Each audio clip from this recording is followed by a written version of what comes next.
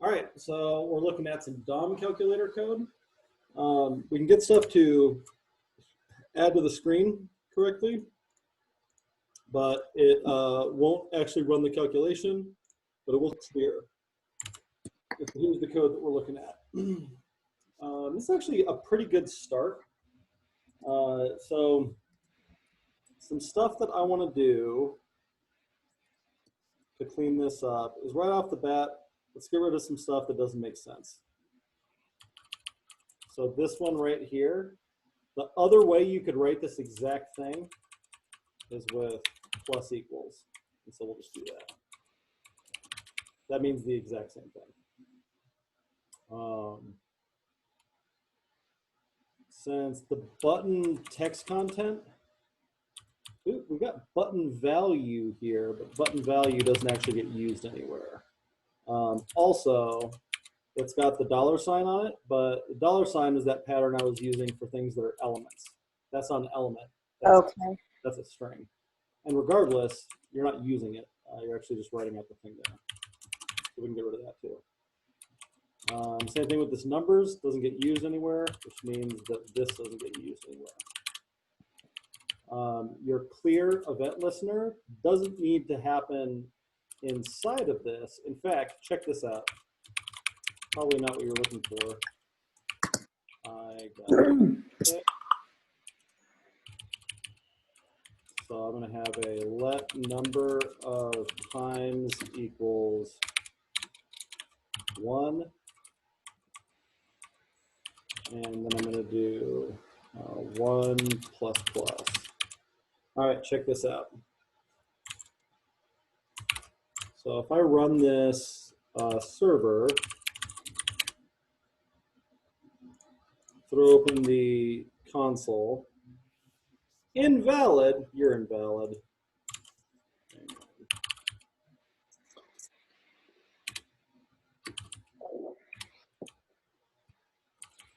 Oh, because it's a number of times. Yeah, I can't. I can't increment like the definition of a number. All right, if I throw open the console on this, do it just like I was doing before. I do some stuff. I add some things. All right. Well, now I'm going to clear. Oh, it did only run once. I thought that it would run a bunch of times because this add event listener is happening inside of this event listener, which is getting added to every button.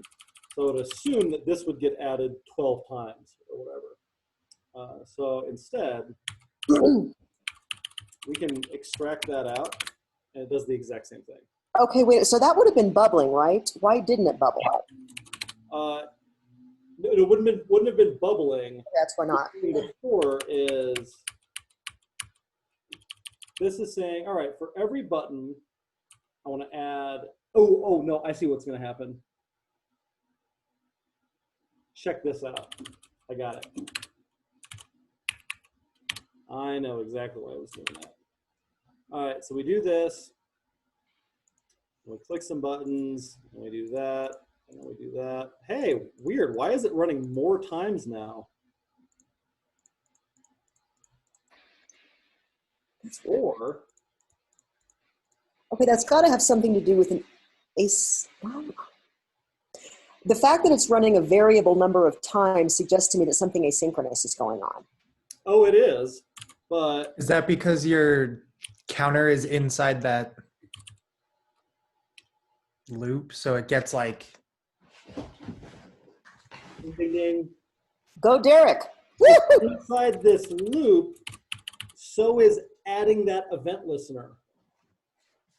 Adding the event listener is happening inside of the callback for adding the button, or for clicking the button. So every time I click a button, it adds another event listener for clear. Oof, that's probably not what we want to do.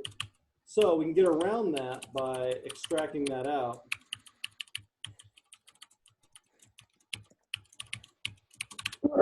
That. And now, if you run it,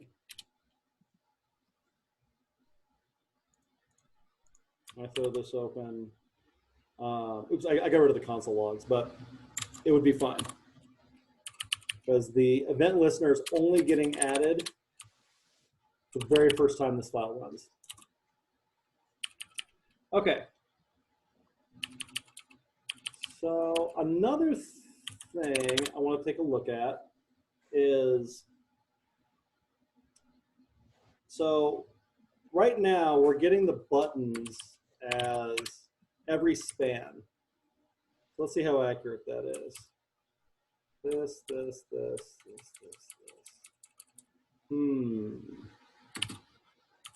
Now, So, some of the operation buttons are spans too, so maybe I should have put some IDs on there. but part of the challenge is not allowed to change the HTML. That's why. Well, Duh. do that. So I want every button that's a number, and looking through here, that's every span doesn't have a class of operator. How would I write that as a CSS selector? Span.operator. That's going to be everything that is a span and has the class of operator. I want everything that's a span and does not have the class of operator. Hmm.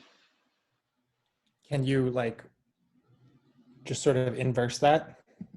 Yep. Do you remember the syntax for it? Nope. It's not. Oh, it's Oh. okay. So every span that does not match this. So now a curious thing happens. If I run this,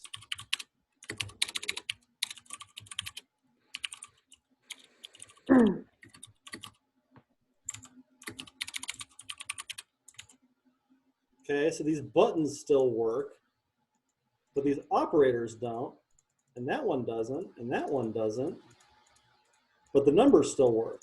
And clear What about clear? Oh, is that because it had its own ding, ding, ding, ding, event ding. listener? You got it. So, all right, now it doesn't do the operations and it doesn't do the calculation, but it otherwise works now. So let's look at some other things we can do. Would it Go ahead. make sense to have like a specific event listener just for the operator, Sure, I like it. like class? The way that this is written is we only get the first operator, the first thing. So I can make Oh, so we need all. By making that query selector all. Now I have all of them. With Derek's point, I can go through each of those. Oh, interesting, interesting. And say that's operator. Yeah. Okay, so now that I have only the operators, if I just do this, I'm kind of in the same boat that I was before. So I can now do this. Oops. No. There we go. I can do the operators, but equals is one of the operators. Probably not exactly what I want. Also, if I do something like that, X is not a valid JavaScript math operation. Neither is that. So we've got some cases we got to handle here.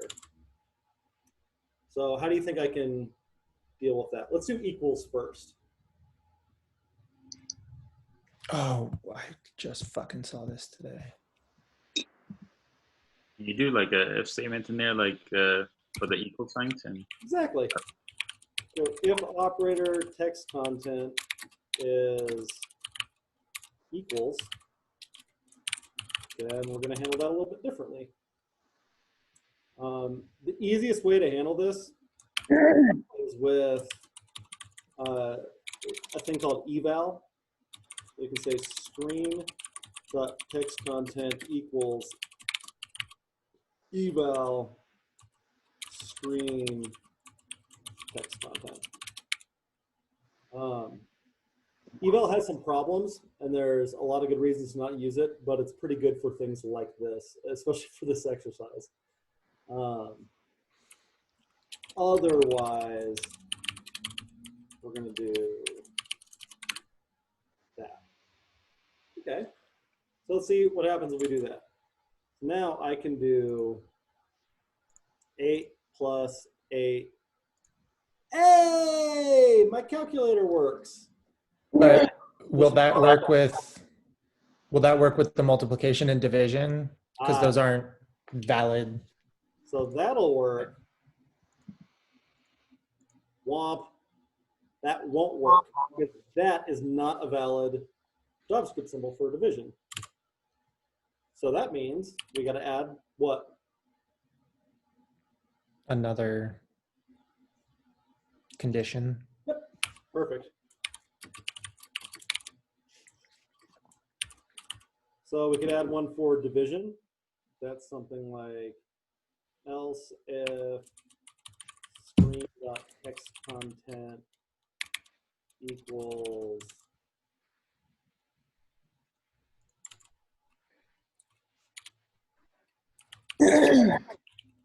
that, then we could say something like screen text content plus equals Does that. if we're saying screen dot text content, is that saying, isn't that just saying like if this is the only thing on the screen? No, that's saying, so this here is an input.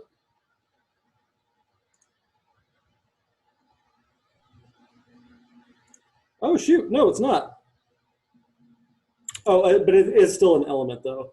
So $ screen is the entire element. If I want what the contents of that element are, I need to get its text content. I just mean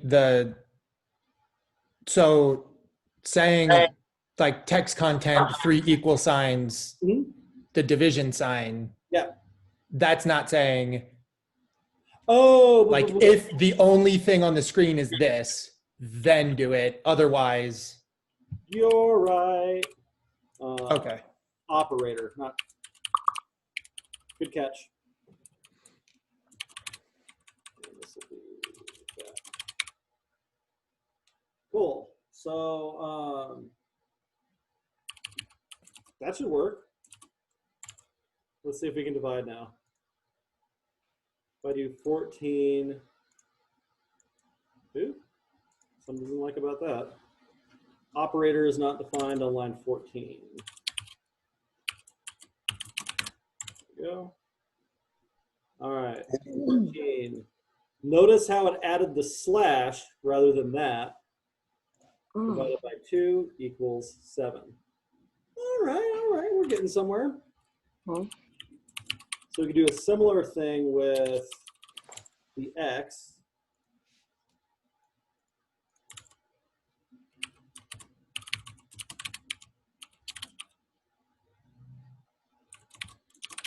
Like that. And 2 times 2 is 4 divided by 1 is 4. Cool. Holy shit, we got a working calculator now. So we can make this a lot better. First of all, every single one of these conditions is looking for the same thing. It's doing the same comparison. It's saying, hey, if the text content is this, then do this. If the text content is this, do this. If the text content is this, do this. We have a more concise way to do that.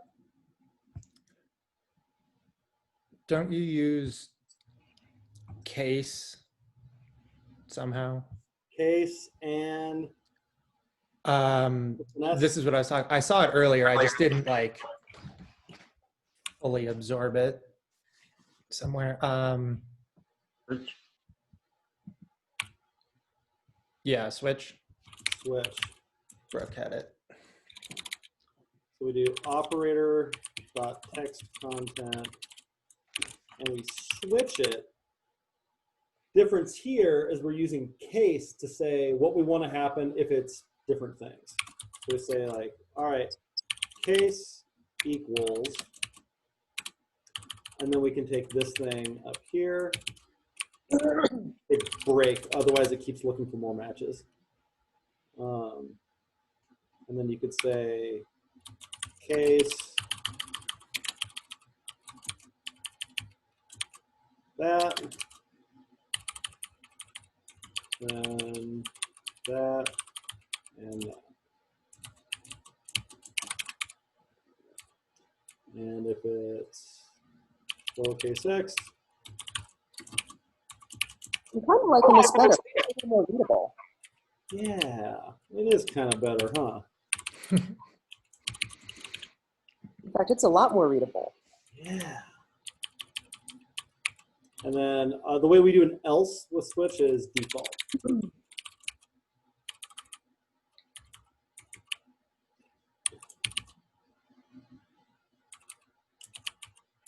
And now we don't need that anymore.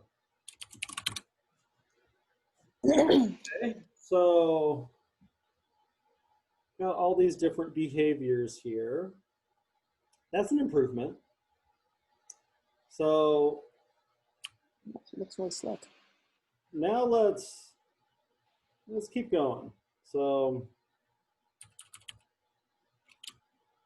now I don't need this equals 1, but I do still need these 3. If I'm getting a whole bunch of operators, I kind of like to think about it like this. Rather than making 4 statements to save each of those buttons, what if I save them all in an object instead? Instead of that or that,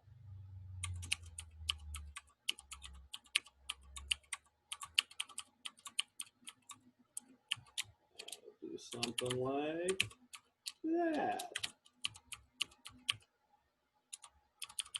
Yeah. So now instead of $button, it's $dot button. This is $dot operators. This is $dot screen. That one's still the same. This one's not. That one's not. That one's not.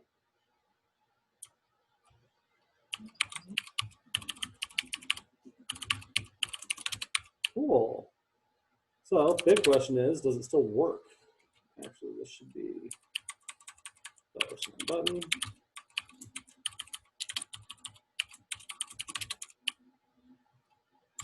Cool.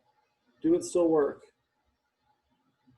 5 plus 6 equals 11 times 5 divided by 11. Oop, there it is. Cool. That's a little bit better.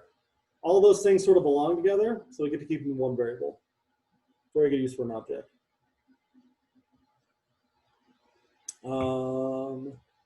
Like that we're mixing and matching query selector and get element by ID. I'm going to call that query selector and make it an ID.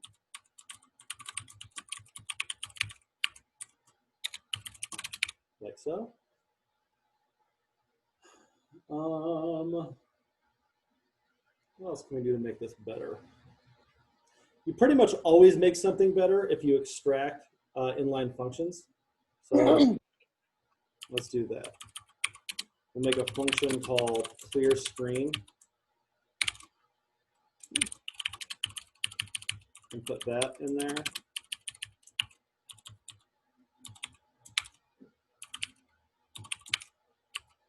Say clear screen. Now that tells a little story. You click on the clear button. When you click on the clear button, it clears the screen. What is clearing the screen? This is clearing the screen. Cool. All right. What about this? I could make a function called handle operators. So I'll say attach event listeners to operators.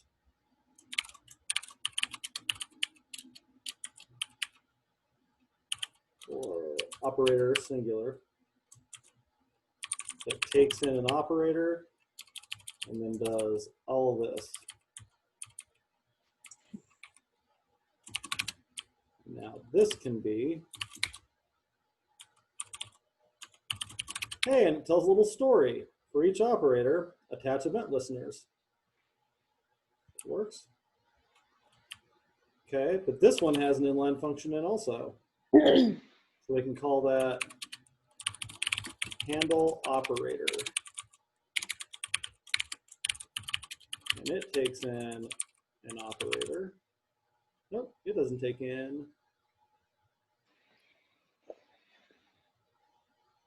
anything. Oh, I see. So because it's still getting the operator, this thing, from here. That technically works, but if we think back to the functional programming stuff, now I can't do the thing that I'm trying to do. Check this out. If I move this body of the function into here, it's not getting anything passed in right now. So if I do that, why does this break?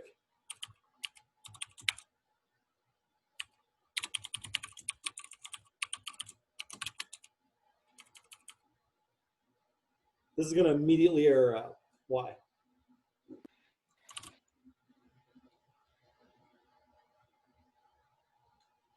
Are you passing just an argument or a function?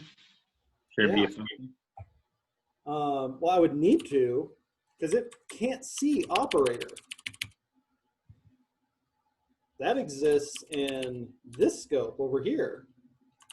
I can't extract out the function if it's if it can only be used in there because it's reading those other variables. Hey, how do I fix it? Can you just return it in the top function? The attach event listeners to operator? Like that? Yeah. Nope. That's going to make attach event listeners to operator return the result of this add event listener. Okay, so you need to move the definition of operator outside of that function so it can have, so the scope can be available to the lower function handle operator as well. But now, so if I do that, if I do something like let operator, and then I say, and I can make this something like O, and I can say operator equals O. So I could do something like that, and now this can see operator. I've made a bad problem worse though. Now more things can see operator, and now I've got an even bigger state management problem than I had before. But what if something else overwrites operator? Now I need to keep track of what this variable is at any given point in time. So could you call attach event listener to operator in handle operator so that it will have access to operator? Sorry, say it again, Lynn? If you call attach event listeners to operator so that handle operator would have access to it that way. I could do that, or what does add event listener end up passing into handle operator? It gives it something.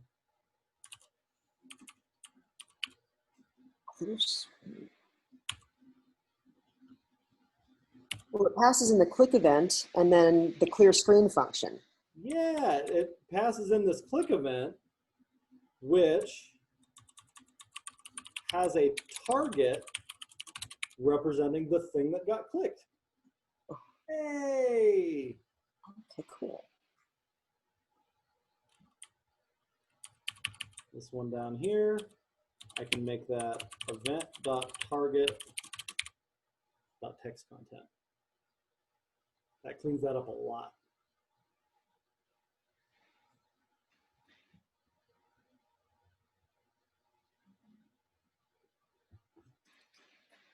Okay. Code's getting better every day. Okay, how can I get this one out? So this one is like attach event listeners to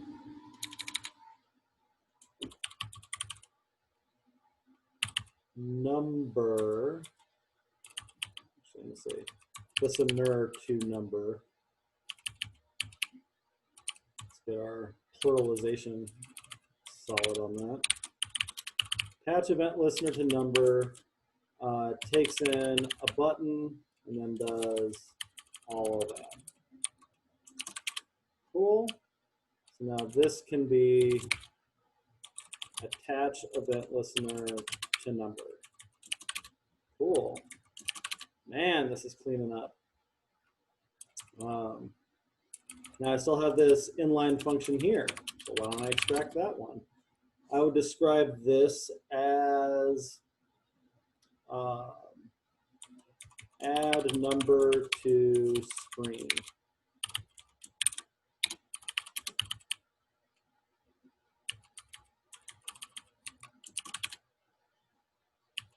And all right, well, where's button gonna come from?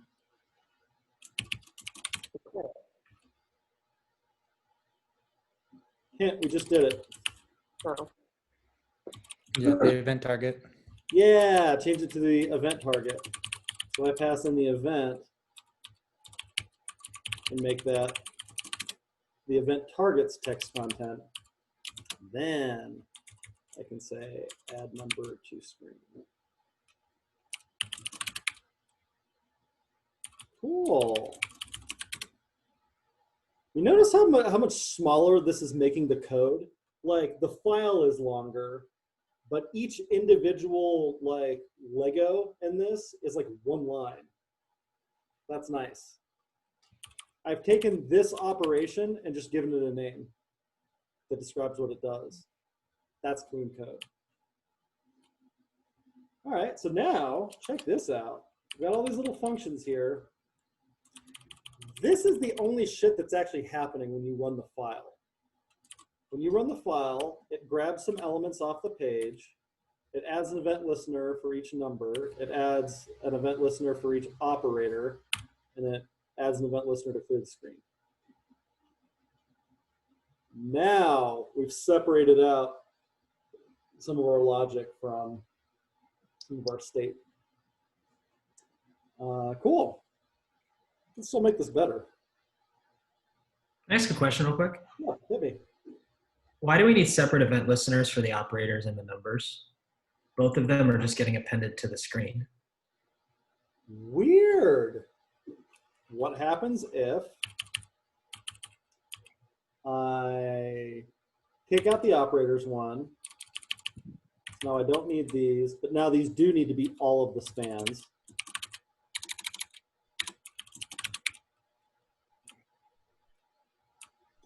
And yeah, if it doesn't match one of those, it adds it to the screen. That's the exact same thing that was happening when it was a number, right? It still work.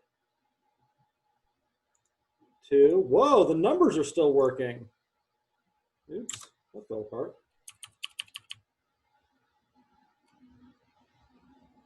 Let's see. I think you have to change your logic for the equal sign a little bit.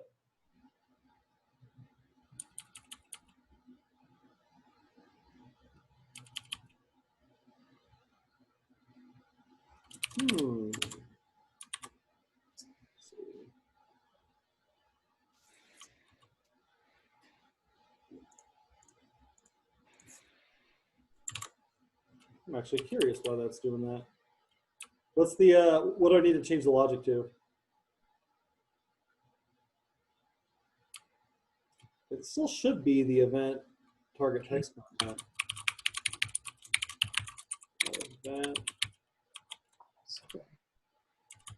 Oh, it's because I think I just need to change the name of that function.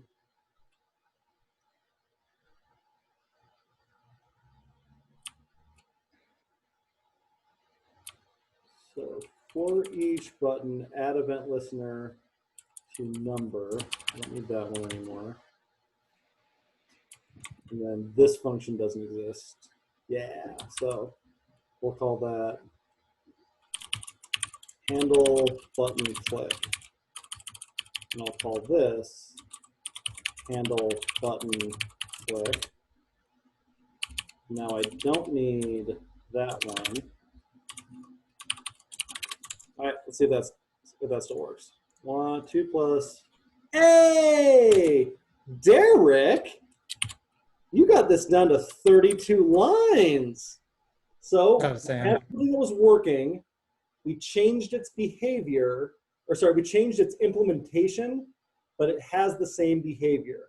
That's the definition of refactoring. It works. I changed how it works, and it still works. What all this stuff we're doing right now, this is refactoring. You take working code and make it good working code. And like when I see student projects, and like by the end of the week, like you've just wrapped the entire thing in such pretzel knots that like it's shocking that it still works by presentation. That's the difference. The code was never refactored. And so you got something working, and then rather than like go, cool, now how do I keep it working while making this code suck less? You just keep plowing ahead and hope that you don't break it. And when you inevitably break it, you spend a lot of time fixing it, and you spend more time fixing it, and more time fixing it, and more time fixing it. This refactoring step makes all the difference.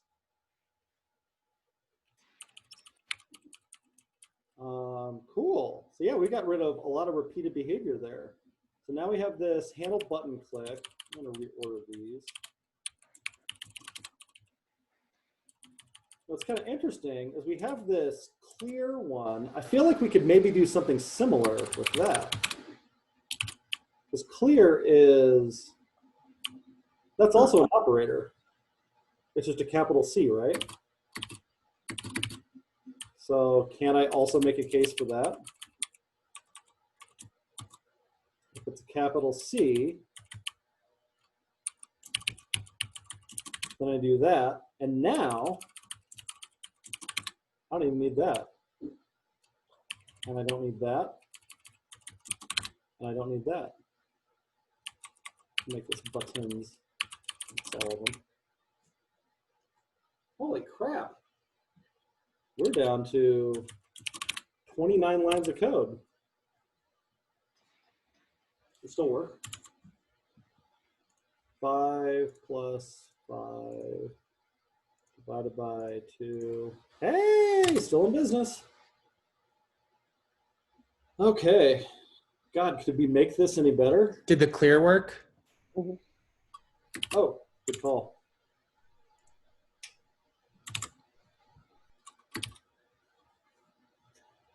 Let's see, what else could we even do here? Or are we handling an error on the eval? So we're not. So yeah, if we do something like 8 divided by 0, womp womp. So what we can do there is we could add some logic to this evaluation where we say, we could save that in like a result.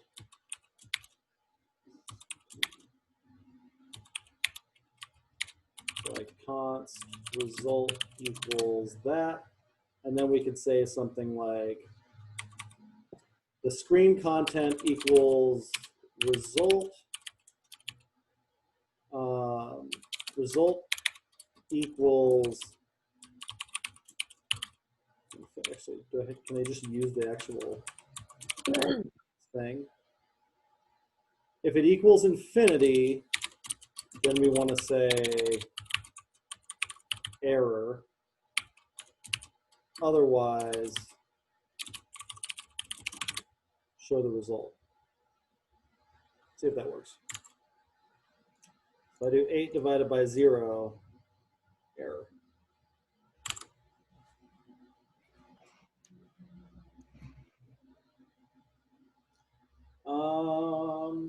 What else can we do here? So I'm going to show you a super mega advanced programming technique. This is called dynamic dispatch. It doesn't use any like, I don't know, like JavaScript things that you haven't seen before. It's the same dopey low-level logic shit that you've been using this entire time, but it might not have occurred to you that you could use them this way. So my gripe with the switch thing is cyclomatic complexity. So this is a very like mathy kind of topic, but I gave a talk about it a couple months ago, which is on my web. Actually, I'll show you through my website. So you go to my website and you go to writing and you go to programming without ifs. A couple months ago, it was a year and a half ago. Get out of here. No way. Wow, that went fast. So,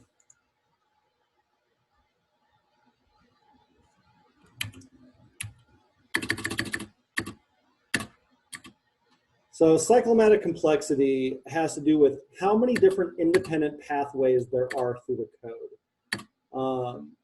So like in this one can only go to here. This one can only go to here. But this one can either go back up here, or sorry, this one can either go down this way or this way. And once this one is here, it has to go to here. So we say there's two independent pathways through that code. It can either go this way or it can go this way before it gets to this result. So the problem with switch statements is they create a ton of cyclomatic complexity. Each of those independent pathways to your code is a new thing you have to test. It's a new thing you can break. So we want to make things that we can't break. That's one path to the code. That's one path to the code. That's one path to the code. That's one path to the code. And that's one path to the code. So this function has a cyclomatic complexity of 5. That's pretty high. And so I wonder if there's a way that we could get this down.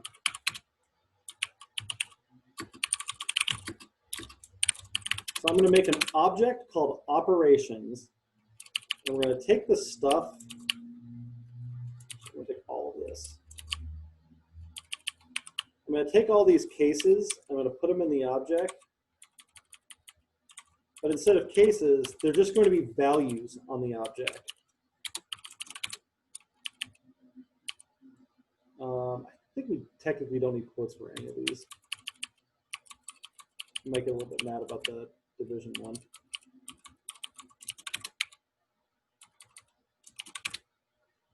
We'll see if it barks at me about that. So I already hate it. I'm going to come back.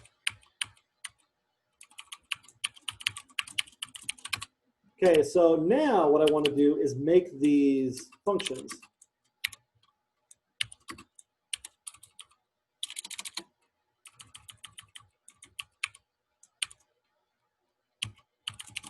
Like that.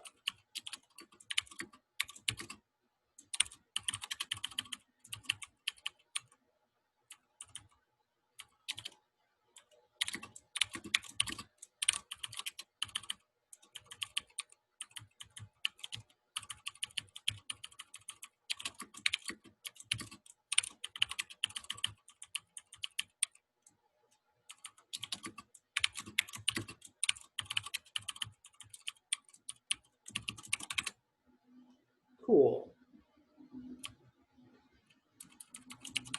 So take a look at this for a sec. Really like grok what I just did. I made an operations object. All of these, the equal sign, the division sign, these are keys on the object. The values for each of those keys are functions.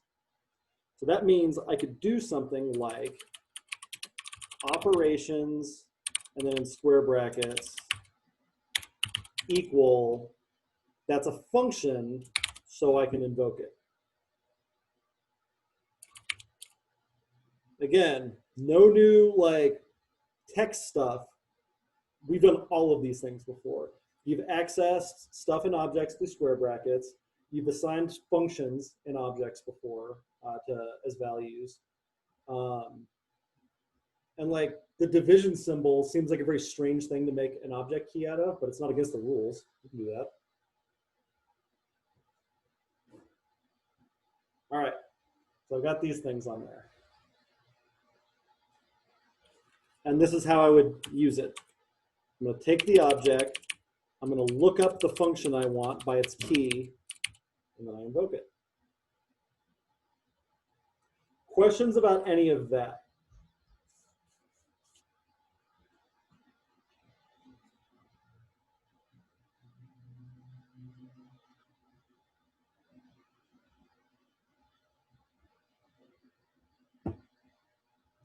All right, ready to have your mind blown?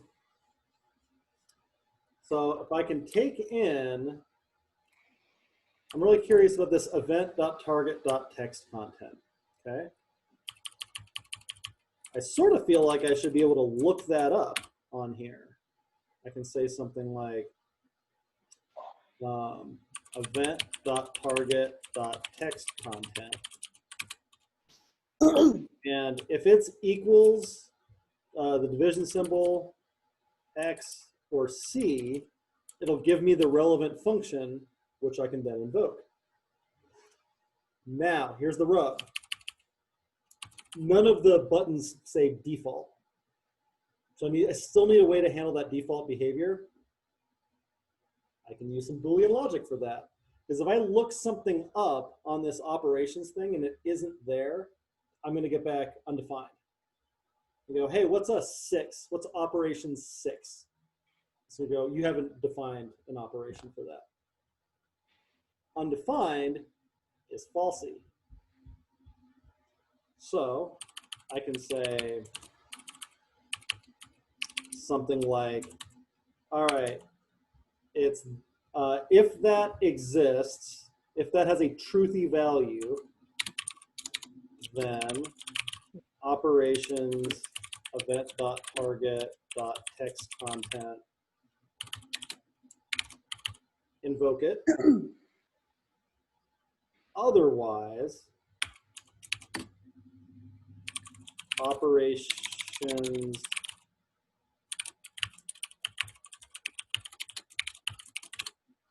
invoke it with the default.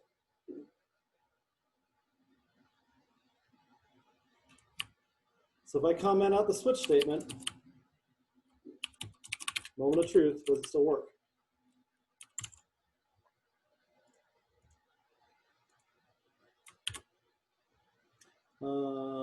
Line 29 doesn't have a closing value for that. Enough? No, it does. Oh, it's because I put it down there.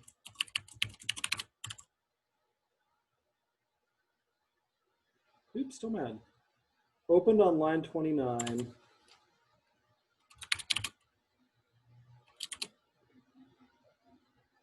Well, got that. That one closes, that one closes, that one closes, that one closes, that one closes. This one closes up here. Oh, how strange. I feel like that should work.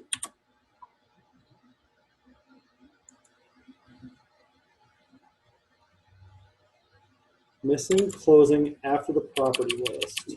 Ah, here's why. Got a comma. All right. So, hey, that worked. Hey, that worked. Hey, that worked. Good gravy.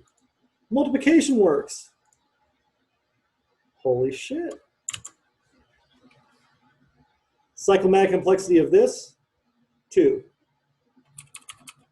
That path through the code, that path through the code. The big change that we made is we turned this logic into data. Turning logic into data is like deep down the heart of functional programming.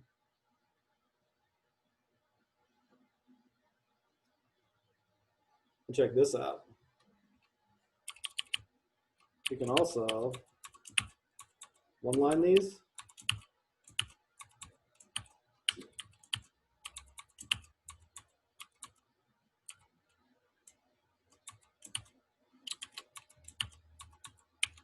Ooh, that looks all right. And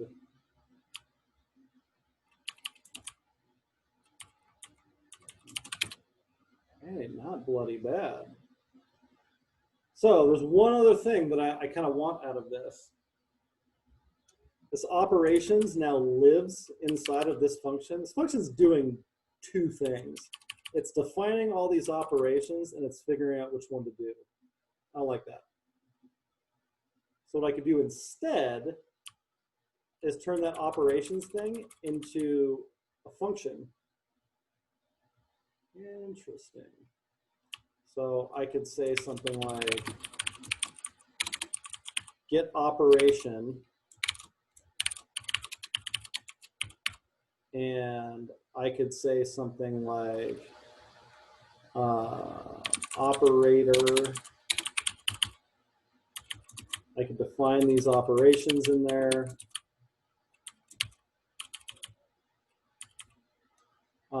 And then I can return operations at operator, or operations dot default. Okay. And now that becomes operator. And now this is a pure function. If it's a pure function, I can yank it out. Now the trick is I have to get this guy in. So the way that I do that is get operation event.target.text content, and then invoke it. No, I don't need that anymore.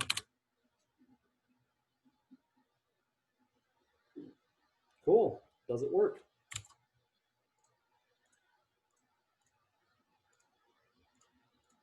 Sometimes I amaze even myself. I'm fucking kidding. Dynamic dispatch is the name of that pattern.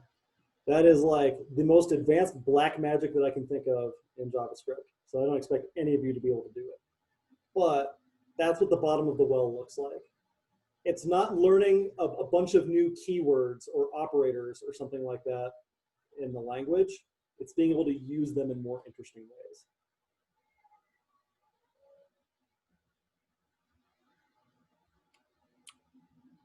Look how small these functions are. Even this one that kind of looks bigger, it's a single variable assignment. And really, it's just assigning a bunch of other one-line function definitions. That's clean code.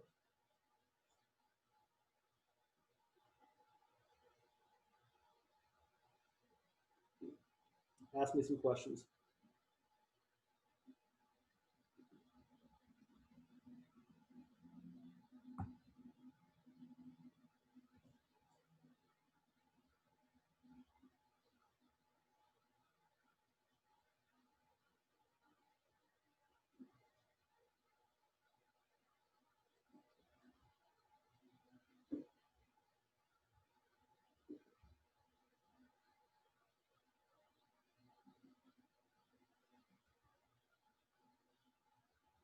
So how do you actually access the return of get operation again?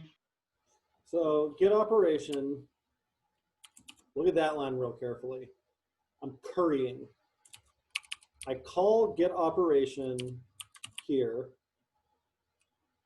What I get back is always a function. So that second set of parentheses invokes the function.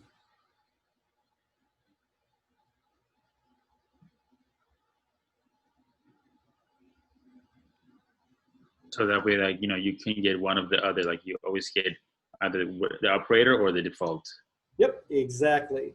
Because that's exactly what I told it to do. If operations at operator returns a truthy value, it just returns it. if it returns a falsy value, this OR, this logic OR, tries to return that instead. Is there a different way of handling, like, error messages and stuff, like just caching errors like this?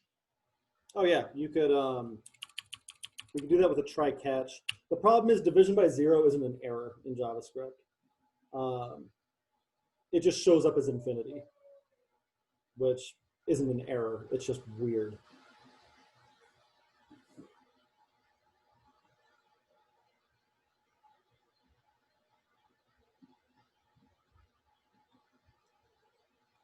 Lots and lots and lots of different ways to solve this problem, FYI.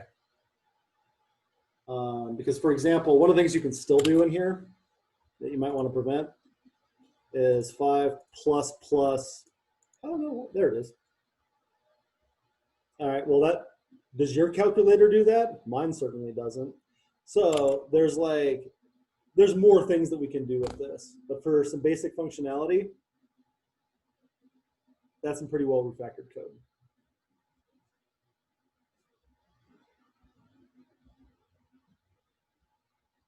Cool. Anything else?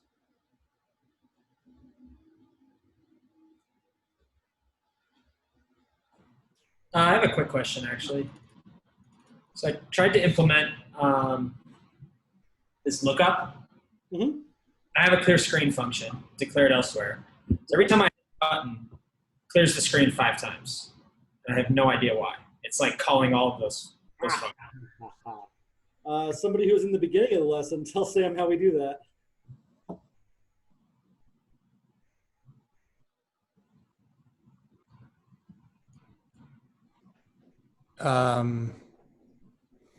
Is your clear function inside of the add event listener for all your other stuff?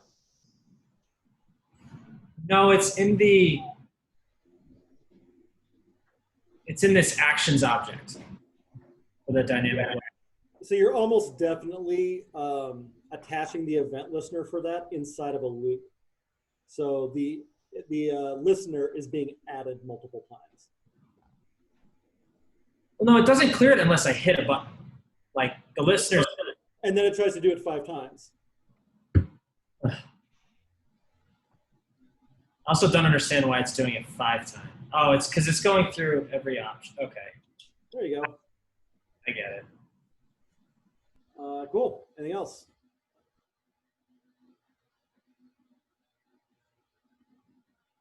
Cool. Have a good lunch. Good luck on the code challenge. I'll see you when I see you. Cheers.